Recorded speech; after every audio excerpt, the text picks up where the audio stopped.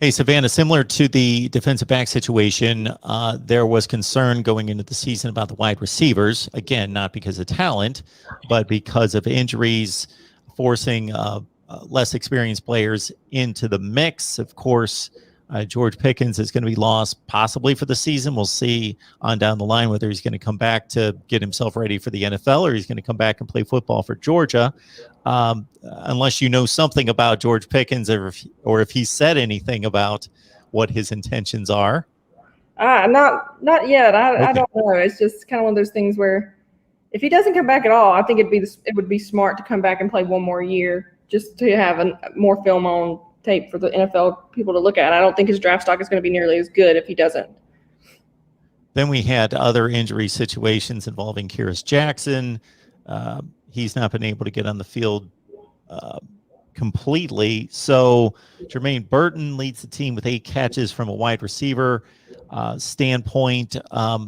Who's playing, who's not playing? Where do you think they need to get at wide receiver? Because obviously JT Daniels really got into a good feel for George Pickens, and they lit it up at the end of last year, and then he loses him, and he's got to adjust with some new guys. Karis Jackson has been doing punt returns, and then he got a couple of snaps on wide receiver against South Carolina. So he's slowly coming back. He's just kind of taking it easy because Georgia's had wide receivers in A.D. Mitchell, Jermaine Burton, and then if you want to throw in a tight end, Brock Bowers, who has really stepped up, and even Lad Lad. I'm just going to call him Lad because I can't think of his last name off the top of my head right now. But nobody want to give that kid a shot, and he has really stepped up, and that's what Kirby Smart and the offensive staff has wanted this season with George Pickens out, with Darnell Washington out, Don Blaylock, and Karis Jackson slowly getting back into the mix of things. They needed somebody young to step up and be a playmaker, and Jermaine Burton's been one of those guys.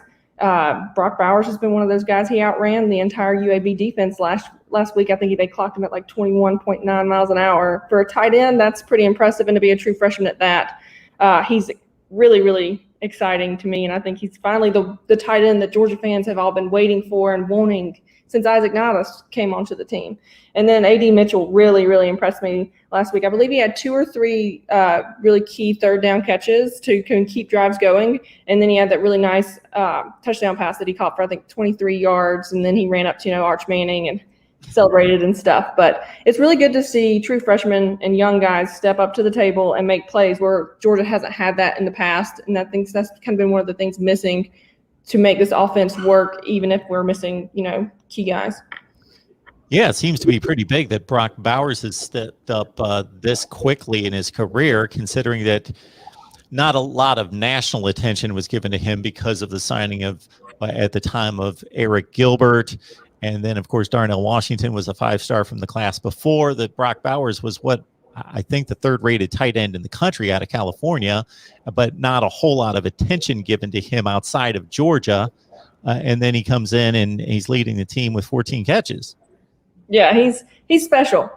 No one really expected it, and I think the coaches and stuff kind of underplayed him throughout fall camp. They gave him some credit, but I think that was kind of a secret weapon that they had stashed away. And so far, it's worked. I'd like to see him block a little bit more just to see what he's got. But being able to be a downfield threat and being able to be that fast, that young, and know where, his vision is also something I really, really find impressive because he's 18 years old. You don't really find a tight end able to do that, especially on like an SEC stage or even against a top 5 school like Clemson was.